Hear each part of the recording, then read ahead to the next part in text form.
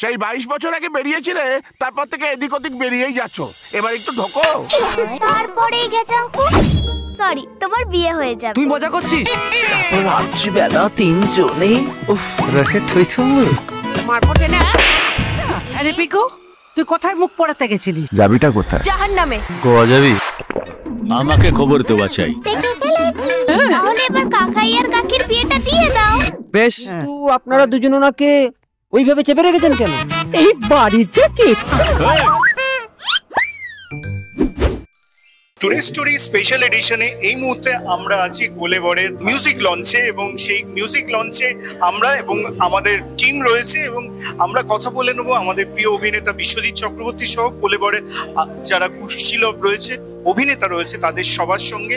আর green chilli প্রোডাকশনের পরিচালিত এই ছবির পরিচালনায় রয়েছেন মৌমিতা মুখার্জি। চলুন কথা বলে নিই আমাদের অভিনেতা অভিনেত্রীদের সাথে। খুব মজার একটা ছবি। কোলেবরের যে গল্পের প্লট সেটা খুব সহজ সরল সিম্পল, কিন্তু খুব আনন্দের, খুব মজার। এর মধ্যে অনেকগুলো আবেগঘন মুহূর্ত আছে, ভালো ভালো লোকেশনে আমরা শুট করেছি। আর আমাদের পরিচালক সর্বোপরি মৌমিতা মুখার্জি, সে ভীষণ সুচারুভাবে ছবিটিকে পরিচালনা করেছে। গ্রিন চিলি প্রোডাকশনস আমাদের অত্যন্ত যত্ন নিয়েছে শুটিং এর চলাকালীন। আশা করব, কামনা করব দর্শকদের যে তারা যেন হলে গিয়ে ছবিটা দেখে। বিশ্বজিৎ দা, তুমি কয়েক দশক ধরে আমাদের টলিউডের অন্যতম একজন সেরা অভিনেতা। এত কিছু দেখেছো, 80-র দশক আর আজকের দশকের মধ্যে আন্তরিকতার কিছুটা অভাব আছে? আমি একদম মনে করি না। আমি মনে করি আজকের দিনে যারা কাজ করছে তারা যথেষ্ট আন্তরিকতার সাথে কাজ করছে। আমি নিজে অন্তত করছি, এবং আমি আশেপাশে যাদের সাথে কাজ করি তাদের সকলকেই দেখি খুবই আন্তরিকভাবে কাজ করছে। এমন একটা ছবি, যে ছবির মধ্যে সমস্ত কিছু ইনগ্রেডিয়েন্টস মানে উপাদান রয়েছে যেগুলো মানুষকে হাসিয়ে হল থেকে বাড়িতে ফেরত পাঠাবে। হ্যাঁ, সেরকমই প্রচেষ্টা করে গিয়েছি যাতে মানুষ হাসতে পারে, কারণ এখন বর্তমান যা পরিস্থিতি তাতে মানুষ হাসতে ভুলে গেছে।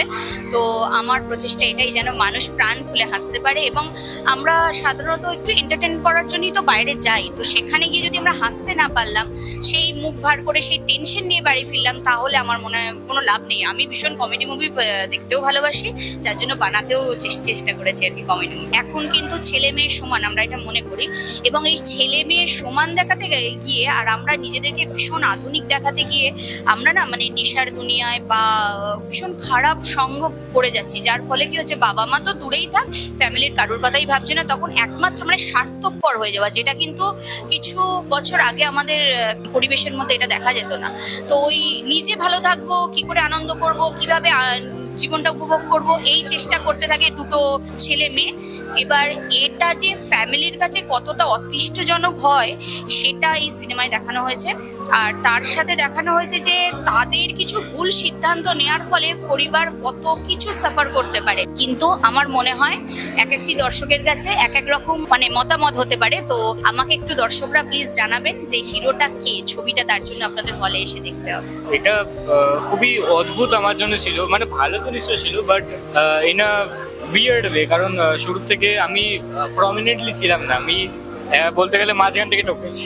তো পোস্ট প্রোডাকশনের কাজে যতটা আমি হেল্প করতে পেরেছি ততটা করেছি। আর আই থিঙ্ক ট্রেলারটা যেটা এডিট করলাম সেটা অনেক লোকেদের ভালো লাগলো, এটাই। এত সুন্দর একটা কমেডি ছবি, সেই ছবিতে মুখ্য চরিত্রে অভিনয় করে এবং বিশ্বজিৎ দার মতন একজন স্টলওয়ার্কের সঙ্গে কাজ করে কেমন লাগলো? সবাইকে নমস্কার। এটা আমার সেকেন্ড মুভি কোলেবর। কিছুদিন আগে আমার একটা প্রথম মুভি যেটা আমি করেছিলাম অলক্ষ্মী ঋত্বিক রিলিজ হলো, আর পরপরই ব্যাক টু ব্যাক আমার কোলেবর রিলিজ হচ্ছে। সো মানে আমি তো ভীষণ হ্যাপি। আর বিশ্বজিৎ যেটা খুব সাপোর্টিভ, আমি যখন এই মুভিটা করেছি কোলেবর, তখন তো আমি অ্যাজ এ লিড ফার্স্ট কাজ করেছি, আর বিশ্বজিৎ জেঠু ফার্স্ট টাইম ফ্লোরে খুব সাপোর্ট করেছে, লাইক ইজ ভেরি সাপোর্টিভ।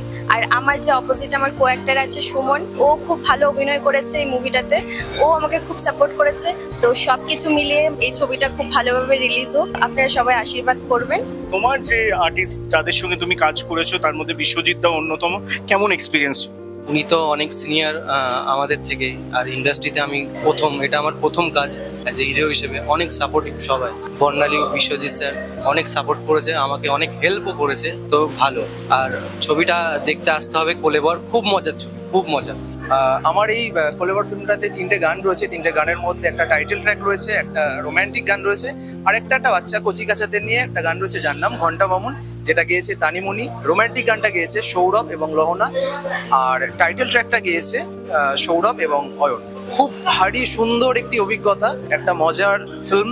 আমি অনেক অনেক ধন্যবাদ জানাতে চাই মৌমিতা দিকে এত সুন্দর একটা প্রজেক্টে আমাকে সামিল করার জন্য। আর গানগুলো সম্বন্ধে, আজকে তো মিউজিক লঞ্চ হচ্ছে, গানগুলো সম্বন্ধে আপনারা শুনে বলবেন যে কেমন লাগলো গানগুলো। আমার দিক থেকে যারা যারা গেয়েছে সিঙ্গাররা, আমি তো স্যাটিসফাই, খুব ভালো লেগেছে। মজার প্রজেক্ট, মজার গান। আর কোলেবর ফিল্মটা যখন রিলিজ হবে আমি সবাইকে অনুরোধ করব যে হলে গিয়ে মুভিটা দেখার জন্য। It's a very nice experience for me. আমার যে গানটি এই সিনেমার মধ্যে রয়েছে খুব সুন্দর একটা গান, এবং প্রীতম দেব মিউজিক করেছে, কেডি দা অ্যারেঞ্জমেন্ট করেছে, এবং গেয়েছি আমি এবং সৌরভ দা। গানটা খুব রোম্যান্টিক, একটা রোম্যান্টিসিজম নিয়ে বানানো হয়েছে, সৌরভ দা লিখেছে, আর আমারও গানটাকে অবভিয়াসলি ভীষণ ভালো লেগেছে। এই মুভিটাতে আমার 2টো গান রয়েছে, একটা গান আমি এবং লহনা গিয়েছি, গানটির নাম হচ্ছে হলুদ শামিয়ানা, এবং আরেকটি গান হচ্ছে কোলেবরের টাইটেল ট্র্যাক, সেটা আমি আর অয়ন গিয়েছি।